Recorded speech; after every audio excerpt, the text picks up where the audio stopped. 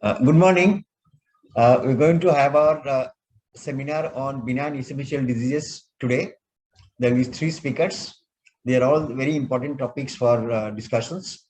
With me, Dr. Oyumunnu Basu will join from SSKM Hospital.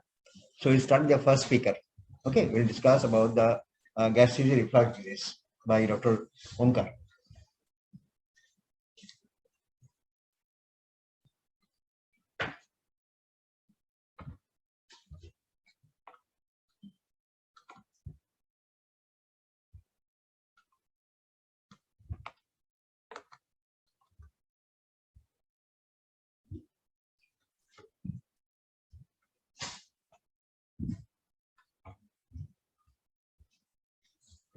Start. Good morning, respected sir, seniors, and my dear friend. Myself, Dr. Omkar Nath, DNV PhD first year, here to present seminar on gastroesophageal reflux disease. What is gastroesophageal reflux disease? It is a condition which develops due to the flow of gastric contents into the esophagus, causing troublesome symptoms and or complications. It is caused by incompetent lower esophageal sphincter. When lower esophageal sphincter is said to be incompetent, if total length of lower esophageal sphincter is less than 3 centimeter, if intra-abdominal length is less than 1 centimeter, or if lower esophageal sphincter pressure is less than 10 millimeter of mercury. In this slide, we see due to the incompetent lower esophageal sphincter, stomach contents, gastric contents, it is going back into the esophagus, causing the conditions. Now, various factors which decreases the lower esophageal sphincter pressure, that is fatty food, smoking, alcohol, chocolate, coffee, and various drugs like nitrate, diazepam, morphine, barbiturates, theophylline, all these decreases the lower esophageal sphincter pressure. Now, etiology. It could be due to reduced LES pressure, reduced intra-abdominal length of esophagus, alteration of phrenoesophageal ligament, could be due to altered obliquity of gastroesophageal junction or alteration in the angle of his, could be due to reduced pinching action of crus of diaphragm, altered transient relaxation period in lower esophageal sphincter due to delayed gastric emptying, as in the case of diabetes, neuromuscular block, or by medications. Could be due to gastric acid hypersecretion. Now, pathophysiology.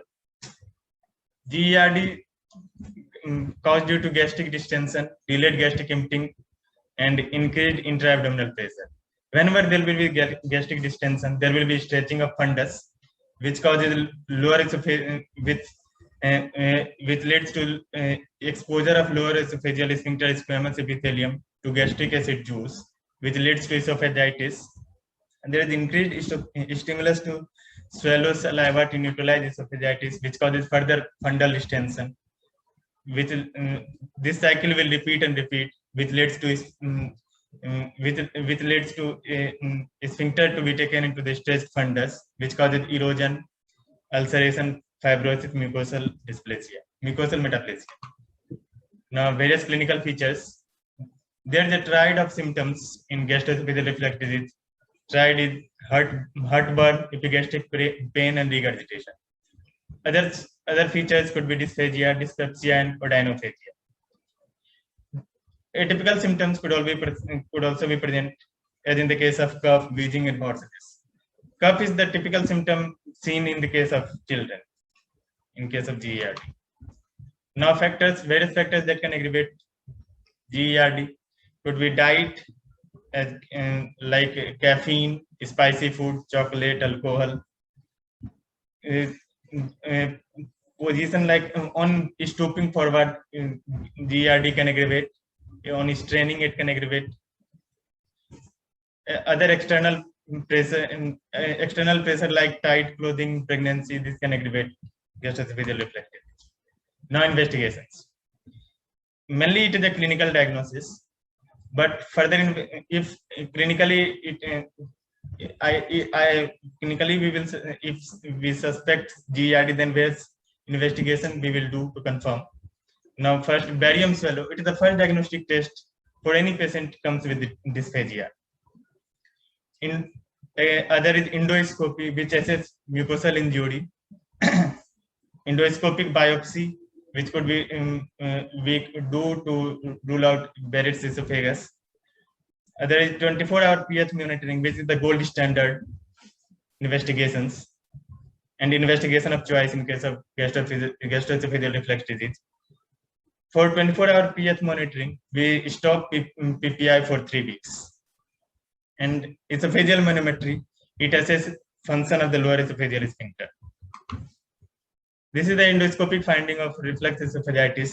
As we see there, we are seeing esophageal content is, there is regurgitation of the contents into the esophagus, which leads to mucosal erosion. Now comes to DMaster scoring system, which assess severity of GERD. We have various grades and according to the clinical features. The grade is 0 if for heart 1, grade is 0 if there is no any features. 1 if occasionally in a finding.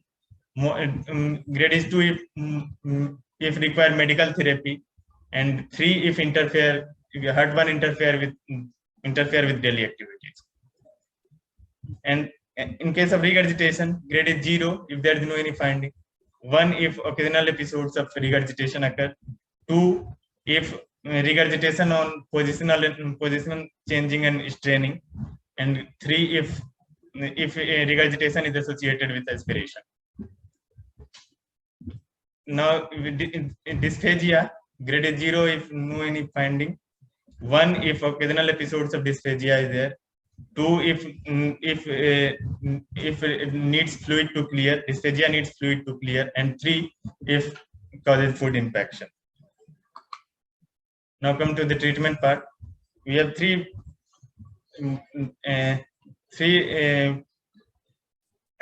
strategy. The first is lifestyle modification, second is medical management, and surgical management. Now come to the lifestyle modification. First of all, diet modification. Avoid fatty food, chocolate, alcohol, coffee, and we eat more frequently, but smaller meals to be taken. Weight reduction if overweight. Avoid tight clothing. Avoid eating within 2 to 3 hours of bedtime, and elevate head of the bed by 4 to 6 inches. Now medical management. First is the PPI, which is the drug of choice in case of GERD. It is most effective treatment for gastroesophageal reflux disease, and adequate dosage of PPI for 8 weeks. It is also effective in Barrett's esophagus, reflux-induced stricture. Other drugs which could be given in histamine receptor blocker, H2 receptor blocker, and the H2 receptor antagonist. There could be prokinetic drug, which promote gastric emptying and reduce risk of gastric acid reflux. And drugs like metoclopramide, domperidone, cisapride, or mosapride.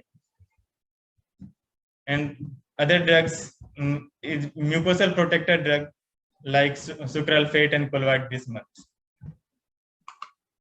Now come to the surgical management.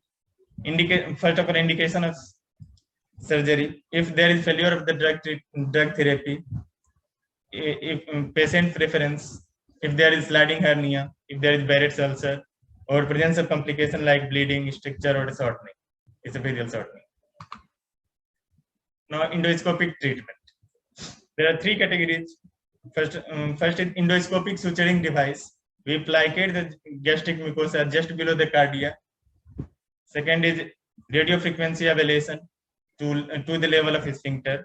Third is injection of submucosal polymer into the lower esophagus. It causes temporary improvement of the symptom, but have high failure rate. Anti-reflux surgery. It is very effective, and it is long-term beneficial. It is very effective. Anti-reflux surgery is very effective. Various principle of anti-reflux surgery. operation should restore the lower esophageal sphincter pressure twice the resting gastric pressure. There should be adequate length of intra-abdominal esophagus. There should be a position of diaphragmatic pleura, reduction of hiatus hernia when present, and repaired gastroesophageal junctions should relax during swallowing adequately, and tension-free fundoplication should be done. Now, fundoplication, there is total fundoplication. We do total fundoplication and partial fundoplication. In total fundoplication, we have Nijen's total fundoplication. Partial fundoplication could be anterior or posterior. Anterior is Dorr and Watson. Posterior fundoplication is Topped.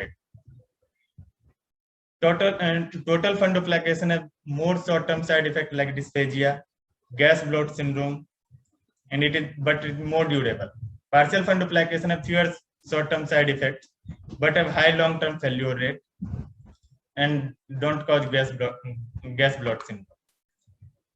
As in the case of, we see total fundoplication, gastric fundus is drawn posteriorly to the esophagus, and fundus is sutured by itself in the case of total fundoplication. But in the case of partial fundoplication, if either it could be anterior or posterior, fundus is drawn posteriorly or anteriorly, but it is sutured with esophagus, so esophagus is barely visible from out. Barely visible. Short-term side effect like dysphagia, all these resolves within 3 months of surgery. But gas bloat syndrome, if there is presence of gas bloat syndrome, then we have to go for partial conversion into the partial fundoplication. If all these if all these fails, then we have final resort, that is enterectomy with Roux-en-Y reconstruction, which reduces gastric acid secretions. Finally, complications could be erosive esophagitis, stricture, Barrett's esophagus, and adenocarcinoma. Thank you. So I think I can finish the discussion. Let's stand here. See, Dr. Basu has joined.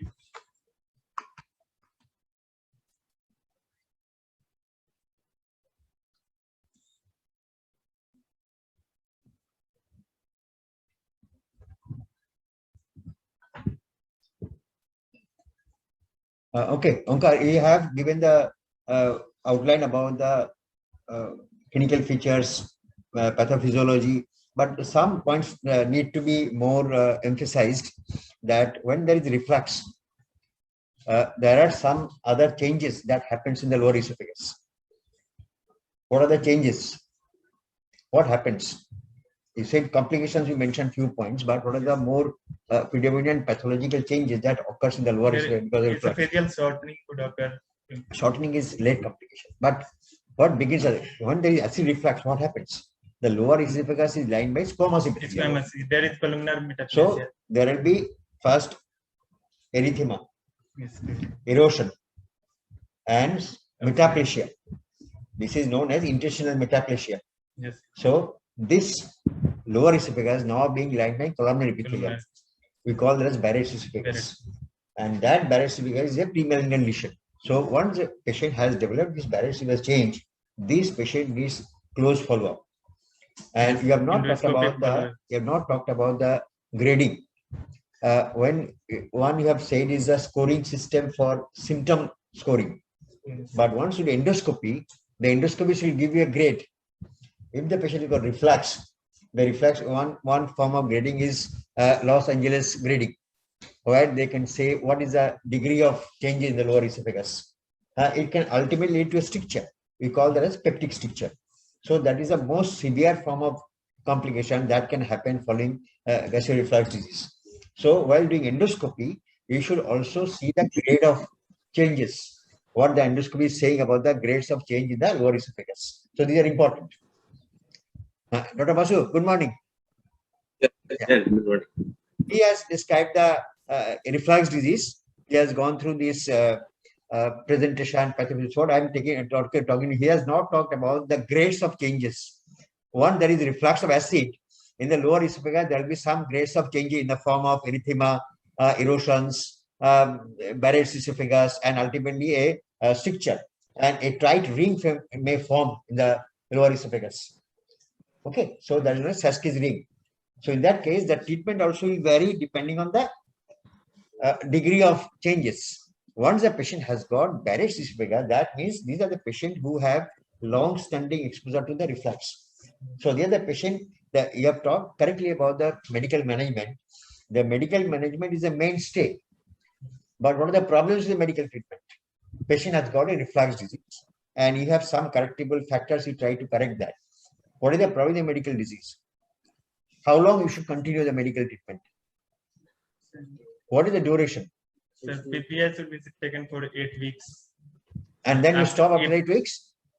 The usual recommendation is these PPI has to be continued almost lifelong. So to continue the medical treatment, patient has to be very compliant. So one alternative to medical treatment is surgical treatment when the patient is not compliant. Okay, and once you decide on surgical treatment, what is the mainstay? You have talked about the different types of surgery. So what are you going to achieve by doing medical treatment and then going for surgery? What are the principles of surgery? What you achieve? Sir, increasing intra-abdominal length of the... Yes. So there will be abdominal esophagus shortening. So there is severe shortening. Do you know any operation we can lengthen the abdominal esophagus? There is severe esophageal shortening, and there is a surgical procedure which can lengthen the intra-abdominal esophagus. What is that procedure? That is Colles gastroplasty. In severe shortening esophagus, you can resort to doing Colles gastroplasty. And then the main important part of this reflux disease is, if the patient has got an associated hiatus hernia, in that case, you should take care of the hiatus hernia also. That means you have to narrow the esophageal hiatus. Yes. Now, please tell me the investigations of the hiatus, that is reflux, GERD. Again, you have said, I think. Yes. So that this question, the questions I have asked associated with hiatus hernia or not, that will be clear to you. So what are the main investigation of GERD? Yes, sir.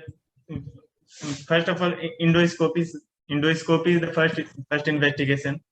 If and there is 24-hour pH monitoring, which is the gold standard investigation for GERD. It's a phaseal manometry. We do esophageal manometry to see to assess the LES, lower esophageal sphincter function, and endoscopic biopsy to rule out Barrett's esophagus. So in between these three investigations, how do you assess there is associated hiatus hernia or not? What do you see in endoscopy? If suppose he is a normal person, you are looking at the endoscopy. What do you see in normal endoscopy? Sir, mucosal surface. What? Is there a junction between the squamous and the columnar gastric? Yes. What is that called as? While doing endoscopy? There is a classification you have to remember, because this is the very question you may ask in your examination. That is the Colles, that is the classification of Hill's classification. Hill's classification means when you introduce the scope into the stomach and you retrovert the scope and you see the G junction, there is, when there is a ridge, normal ridge, that is type 1, it is usually not associated with the hiatus hernia. Type 2, there is ridge, but it is not so much prominent.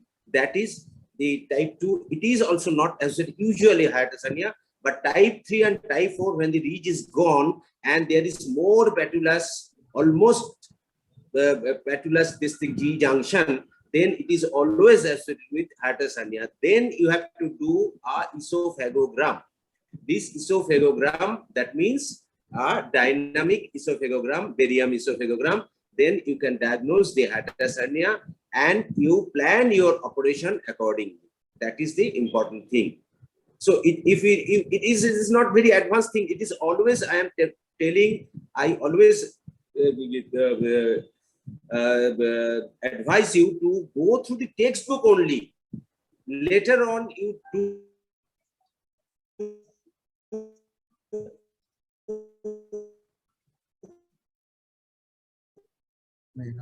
It's got audio is connected. go for the literature and all those things.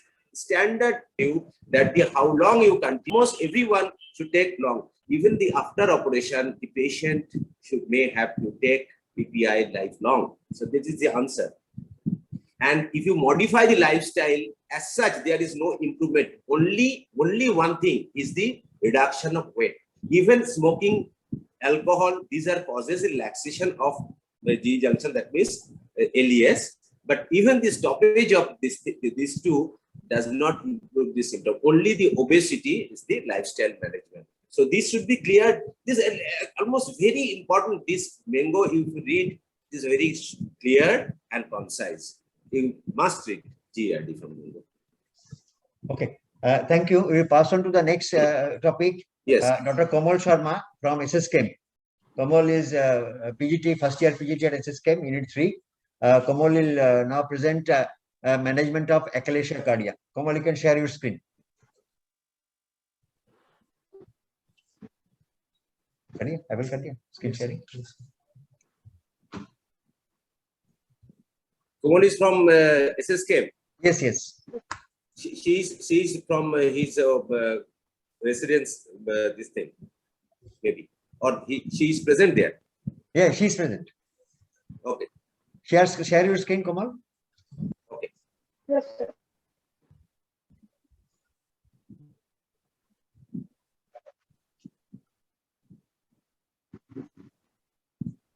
Yeah. First slide.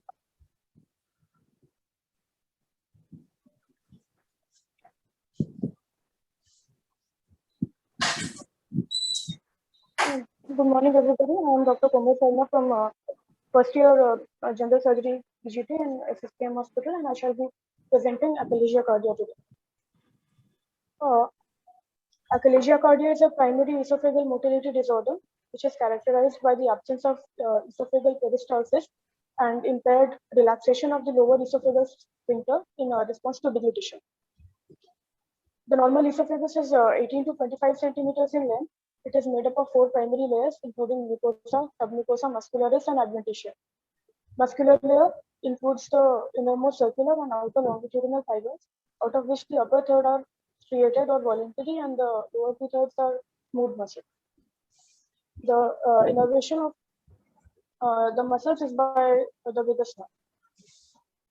Additionally, the esophagus also contains 2 muscular sphincters, the upper esophageal sphincter and the lower.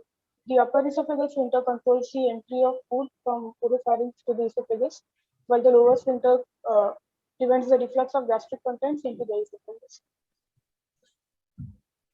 The swallowing of food leads to backward movement of the epiglottis to cover the trachea, and the relaxation of the upper esophageal sphincter, which allows the food to be transferred to the esophagus.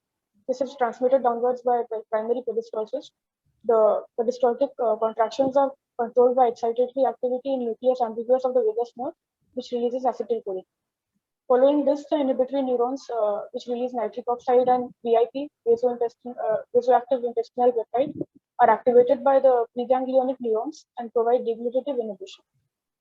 Further down the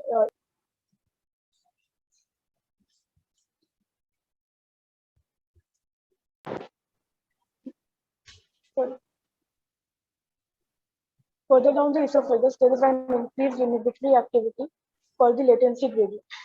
The esophagus, which is distal to the food bolus, dilates, while that proximal to the food bolus contracts, and this allows the food to be passed downwards.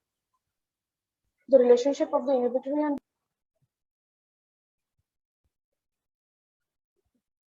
the coordinated forward movement of the food bolus. A disruption of this balance is thought to lead to esophageal motility disorders like achalasia. Presenting symptoms. The most common presenting symptoms are dysphagia, starting usually as dysphagia for solids and progressing to liquids. There may be heartburn or reflux. There may be regurgitation or vomiting.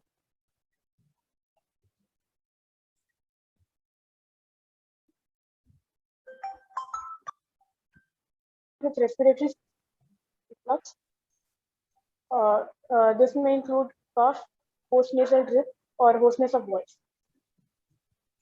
Usually, people presenting with these symptoms are given a trial with PPIs for 4 to 6 weeks, following the failure of which investigations may be done.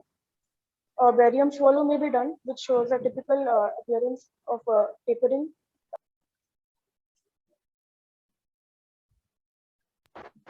This is known as the rat tail sign.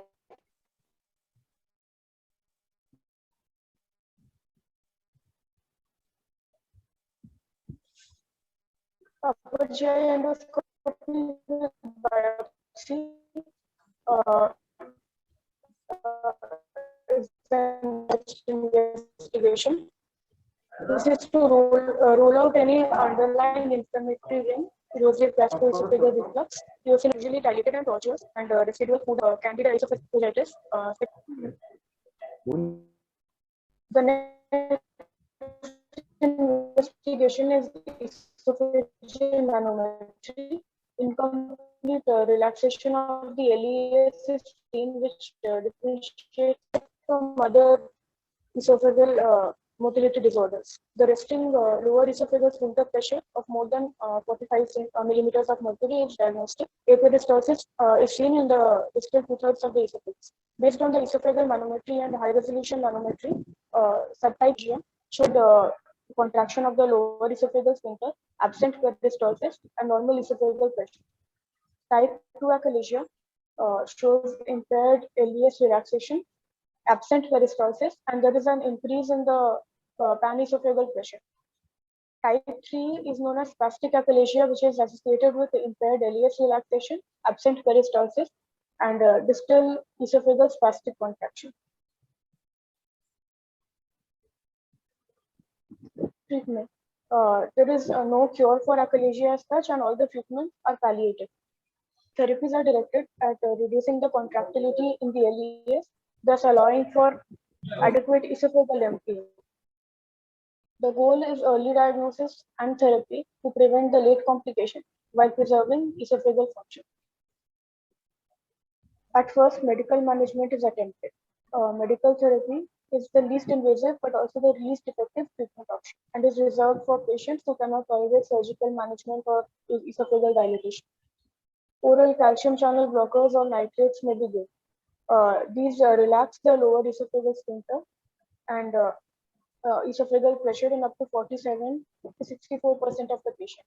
Nifedipine, isosorbide dinitrate may be tried. Phosphodiesterase 5 inhibitors like sildenafil, they also inhibit the contractile activity of the esophageal musculature in the patients with achalasia and result in decrease in esophageal, lower esophageal sphincter growth. Botulinum toxin. It may be considered for patients who are not good candidates for more definitive therapy, such as pneumatic dilatation or surgical or endoscopic myotomy. Under endoscopic guidance, botulinum toxin is injected into the lower esophageal sphincter and ultimately blocks the excitatory or acetylcholine releasing neurons that lead to an increase in LES smooth muscle growth. So the overall effect is a decrease in the resting pressure of the LES, which allows for the emptying of esophageal contents into the stomach. Patients, however, tend to have more frequent recurrence of symptoms in even a short duration as 6 months. Repeated botulinum toxin injection has been seen to make subsequent myotomy more difficult and possibly result in worse outcome compared to patients who undergo myotomy alone without botulinum toxin treatment. Pneumatic dilatation is also considered. It involves using a non-compliant cylindrical balloon to dilate the LES, essentially tearing the muscle fibers. Prior to proceeding with endoscopic dilatation, the patient should be considered appropriate surgical candidate due to potential for esophageal rupture during dilation. This is considered the most cost-effective treatment for achalasia, and it has the advantage of being less invasive than surgical option.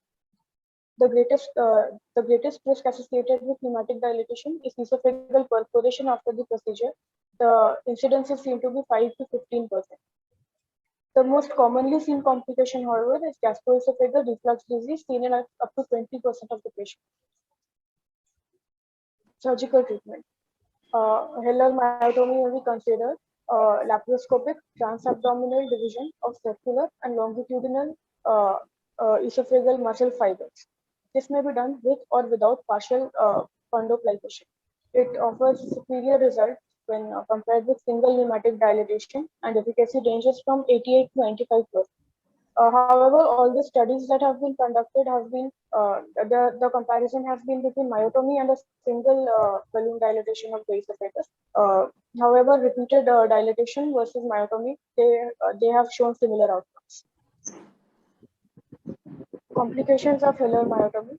The immediate complication may be esophageal injury, but there are long-term complications like gastroesophageal reflux disease, leading to Barrett's esophagus and subsequent carcinoma of the lower esophagus.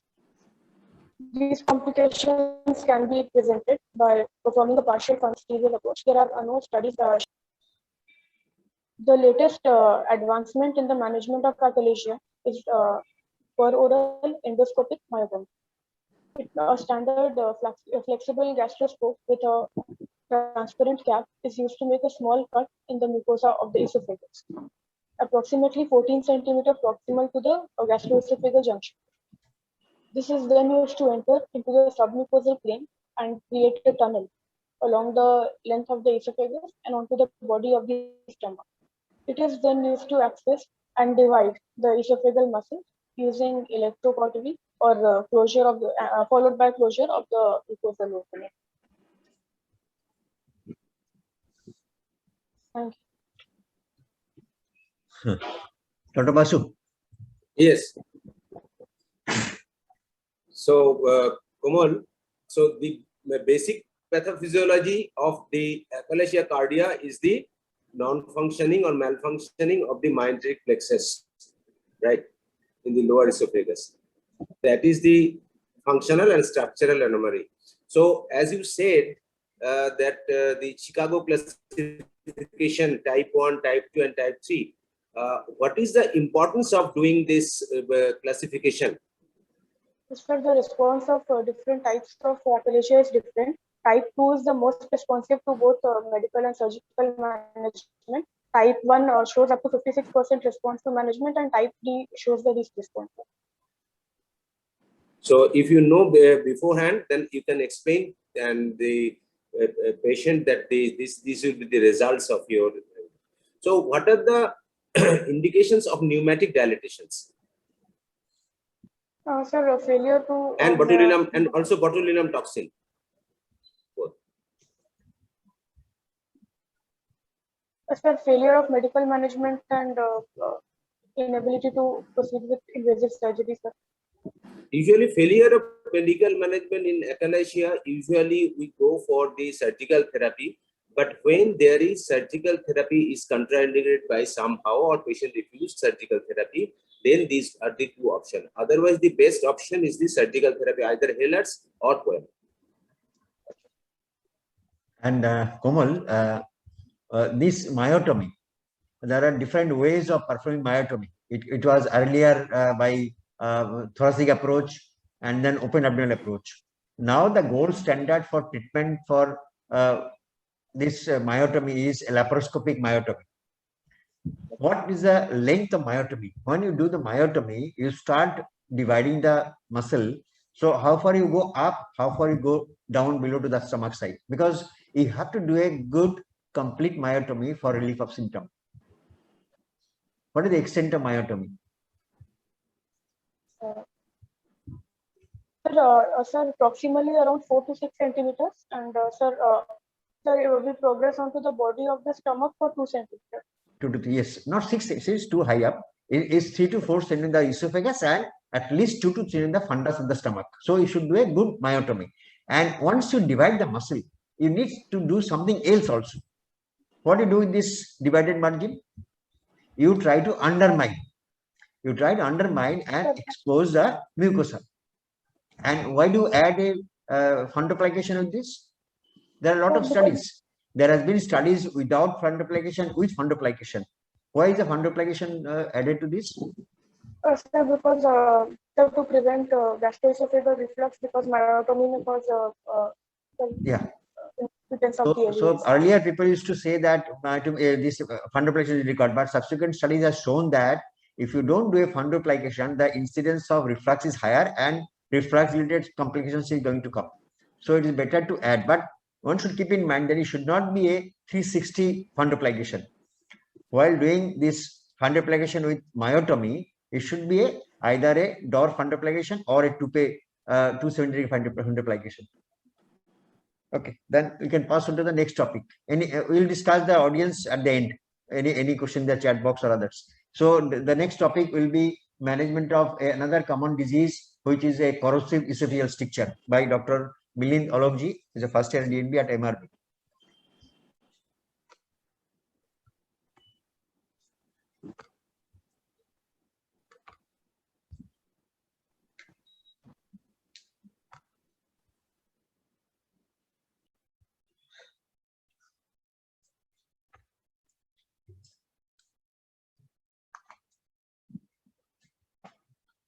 Good morning, respected sir, respected teachers, seniors, and my fellow PGTs. My topic for today's seminar is corrosive strictures. Now, before starting with corrosive strictures, let us briefly look at corrosive injury to understand how these corrosive strictures form. Now, looking at corrosive injury, there are three things that we have to first talk about. First of all, what are the causative agents? These can be alkali or acid. The mode is homicidal or suicidal or accidental. And the extent of damage, which depends upon the type of agent, the concentration of the agent used, and the volume that is ingested. Now, as we said, mode can be suicidal or accidental. Usually see it is in the cases of attempted suicide. In case of children, it is very common when corrosives are stored in wrongly colored bottles. Now, alkalis, which are odorless and tasteless, their ingestion in large quantities is more likely. Now, this leads to ingestion of corrosives leads to severe damage to the mouth, pharynx, larynx, esophagus, and the stomach. And this leads to extensive inflammation of the mucosa, leading to periesophagitis, and this further leads to multiple strictures in the esophagus. Now, the causative agents can be alkali or acid. Alkali such as lye or caustic soda, and acid such as sulfuric acid and nitric acid. When we talk about corrosive strictures in the esophagus, we see that alkalis are more common than acids causing these strictures. Now, what are the changes that these corrosive agents cause? Now, alkalis lead to liquefaction, saponification of fats, dehydration, thrombosis of the blood vessels, which leads to fibrous scarring and the stricture formation. Acids, they lead to coagulative necrosis with Eschar formation, and this Eschar formation limits the penetration of the acid to the deeper layers. Also, damage by acid acids cause more gastric damage as compared to alkalis, because the presence of acid in the stomach causes intense pylorospasm, which leads to cooling of the acid, and hence gastric damage is more in case of acids.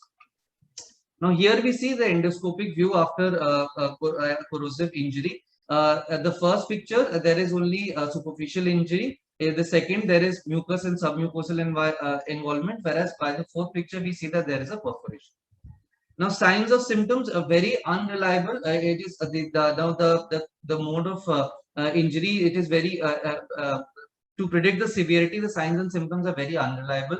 Acute signs and symptoms can be severe pain, shock, laryngeal edema, septicemia, hemorrhage. Late can be dysphagia, stricture formation, malignant changes, esophageal shortening, and fistula formation. So, as we see that corrosive stricture formation is one of the late complications of the corrosive injury. Now we come to corrosive strictures. Now, they are the most common cause of esophageal strictures, and they can usually be multiple. The damage is more in the lower 1/3 of the esophagus, and it is a late sequel of corrosive injury, usually firmly getting strictures firmly forming by 3 weeks to 6 months time. And in patients with significant mucosal damage, 50% of these patients will have corrosive strictures forming. So here we see a barium swallow investigation, where we see that there is a thinning of the lumen in the esophagus due to a stricture formation. Now, dysphagia reappears after the initial post-injury period. We see that once the corrosive injury or corrosive intake has happened initially, due to hemorrhage and due to burning sensation, there is a period of dysphagia. Then during the ulceration phase, this dysphagia subsides. If after a period of time after the corrosive injury, there is reappearance of dysphagia, this is an indication of corrosive stricture forming. And this dysphagia is due to fibrosis and retraction that results in narrowing of the esophagus.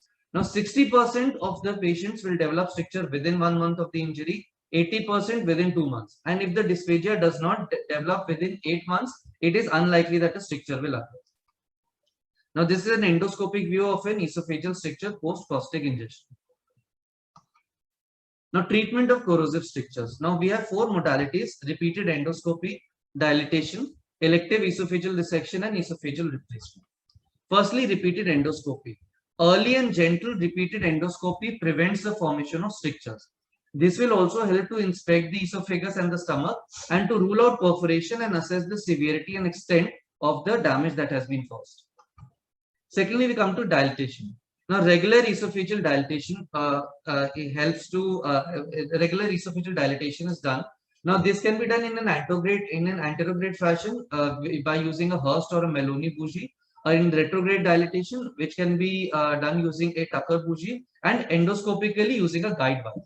Dilatation should be done up to a minimum 16 mm diameter. Pneumatic or balloon dilatation is also practiced. Now, the one thing we have to be careful about, that dilatation may cause it may traumatize the esophagus, leading to bleeding and perforation. And excessive dilatation will increase can lead to increased fibrosis secondary to the added trauma. Now, the aim of this therapeutic technique is that adequate lumen should be re-established within 6 months to 1 year, with progressively longer intervals between the dilatations. Now, here we see that this is the Melloni and the Hurst bougie, and the anterograde dilatation, as you can see, is being done. This is the method of the retrograde dilatation, where through a gastrostomy we introduce the dilator and we cause the retrograde dilation. Now, this is an endoscopic image of an esophageal stricture and its management. Now, the first image is a refractory stricture. The second, we see that steroid injection is given at the proximal edge of the stricture. This has mixed results have been seen, and in humans, the results are it is not one of the treatment modalities. Third, we see that through the scope balloon dilatation of the stricture is being done, and the fourth picture is the open stricture after deflation of the balloon. Now, indications for surgical intervention. Complete stenosis, in which all attempts from above and below have failed to establish a lumen. Secondly, marked irregularity and pocketing of barium swallow. When there is development of a severe periesophageal reaction or mediastinitis with dilatation, a fistula formation, inability to dilate or maintain the lumen above a 40 French bougie, or a patient who is unwilling or unable to undergo prolonged periods of dilation. These are the indications for surgical intervention. So, first of all, we have elective esophageal resection. This is usually deferred for up to 3 months when the fibrotic phase is well established, but it is a difficult procedure, so it is less often done. Esophageal replacement is done for long and multiple strictures. The resection is difficult due to periesophagitis. The substitute order of preference is colon more than stomach more than jejunum. Especially in the case of caustic ingestion, the reason why colon is preferred more than stomach, because in many cases there is involvement of the stomach as well. And the recovery is long and difficult and may require several endoscopic dilations and often reoperations. Thank you. Okay. Dr. Basu, I can have discussion for 5-10 minutes. Okay, so the first management of the corrosive ingestion, you see in our country, there is very few cases of alkali strictures because our toilet cleaner is mostly acid in nature. So these are the common acid ingestion done by the people either accidentally or homicidal attempt. And so whenever a patient came to your emergency with acid ingestion, what is your primary management? Sir, initially we will first of all check the airway. We will check whether the airway is patent or not. We will check for whether there is any kind of laryngeal spasm. Sir, then we will ensure that vomiting should never be induced in such patients because it will re-expose the contents of the esophagus to the acid or the corrosive that has been ingested. And sir, we have to stabilize the patient. First of all, that is one of the most important things. We have to see whether um, early esophagoscopy can be done, sir, after stabilizing the patient to see the extent of the damage. So there are two schools of thought. Usually, one school they go for the early endoscopy, and another school they go for the late endoscopy, delayed endoscopy. Because if you do the very early endoscopy when the esophageal inflammation is there, the mucosa is very much friable. There is high chance of perforation, and the proper assessment could not be done. So as far as we in our institute, we usually do not go hurried endoscopy on the esophageal when corrosive ingestion is there. We usually wait 2 to 4 weeks and then do the first endoscopy. Before that, we can have the gastrography study to see the extent of the stricture. And second part is very, very important.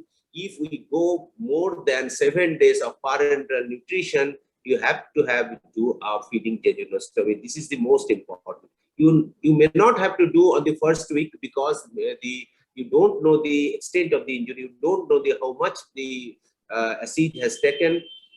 So sometimes this esophageal stricture does not occur, and patient can tolerate the liquids orally. So first week you don't go for FJ, and second week if you go for the total parenteral nutrition for a long time, you have to FJ, and then you assess the stricture. Number two, why you say that why colon is preferred than stomach? Sir, in case of caustic ingestion or no, in, case in our country, caustic is not a problem. We usually face the acid strictures. Sir, in corrosive ingestion, there can be involvement of the stomach as well. So it is not a suitable conduit for replacement. So that is why the choice of conduit is mainly based on number one. Yes, that is in case of stomach. That stomach, the mucosa of the stomach is normal or not. But usually the length of the conduit is very, very important because there are three routes. Three routes we prefer to make the esophageal replacement. One is posterior mediastinum, one is subcutaneous, one is the anterior mediastinum. So these are the three routes. So if you take the stomach, you cannot make it conduit by the anterior mediastinum or subcutaneous plane because the length of the stomach is not such. So you have to go by posterior mediastinum, and then you have to resect that strictured esophagus. That is the esophageal surgeons, they avoid resection of the strictured esophagus because of the injury of the other structures. And colon, yes, you can have your length of colon. So how do you assess the length? How do you assess the length? How much length of the conduit is necessary? How do you assess? Where do you look to the anastomosis? It will be in the neck. Yes, so we have to. No, they may not have exposure. They may not have. This is the very rare operation done usually, so it is not important. Sahasar, you may put the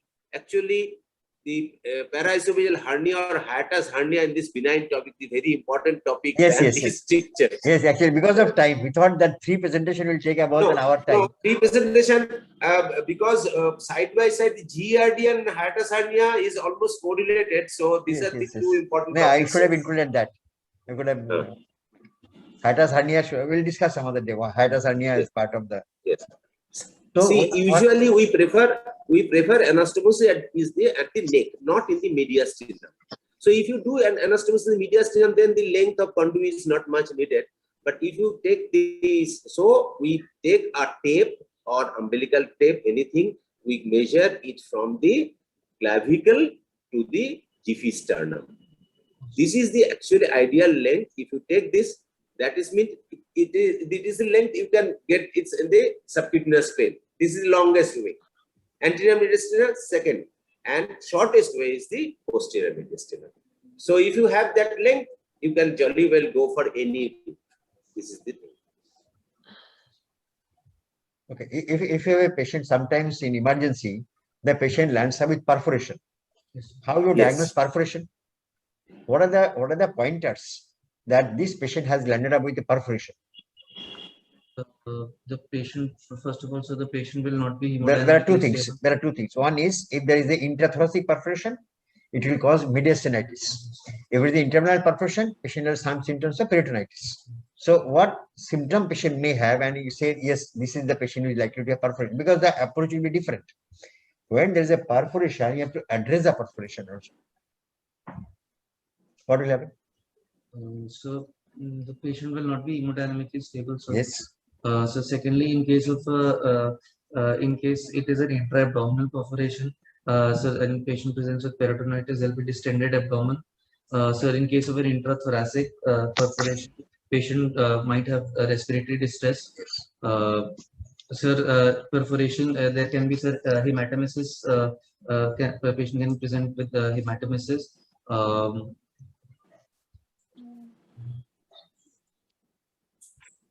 So again, after the clinical part, you have to do some investigations. What investigation can point to the diagnosis? So fast ultrasound. Fast. Simple X-ray. X-ray, yes. Simple X-ray. If you do a chest X-ray, that can show free gas and diaphragm. The X-ray can show the mediastinal expansion because of air in the mediastinum. So a simple X-ray can point towards the diagnosis. Okay. And then if you need a contrast study, you can do a contrast study. What contrast you should use? So water soluble contrast that will not. Better a cause gastrographin is a mediastinum. preferred contrast for such investigation. Okay, any question from the audience? Just check the chat box. Any question from anybody? No. We will discuss the hiatus hernia in a separate session. Okay, hiatus hernia is a very important topic where presentation, diagnosis, and the different modalities of treatment is also important. Okay, the next topic we'll take up is malignancy in the esophagus. Sir, any role of vagotomy in the case of achalasia? Dr. Chandrakant is asking any role for vagotomy in achalasia. If you go to the basic pathophysiology of this achalasia, it is not vagal stimulation which is causing this achalasia. Okay, it's a failure of relaxation of the sphincter. So vagotomy is not going to carry. Rather, while doing the myotomy, you should preserve the vagus nerve, because if you divide the vagus nerve, patient will have again gastric stasis. So vagotomy has no role for achalasia. No.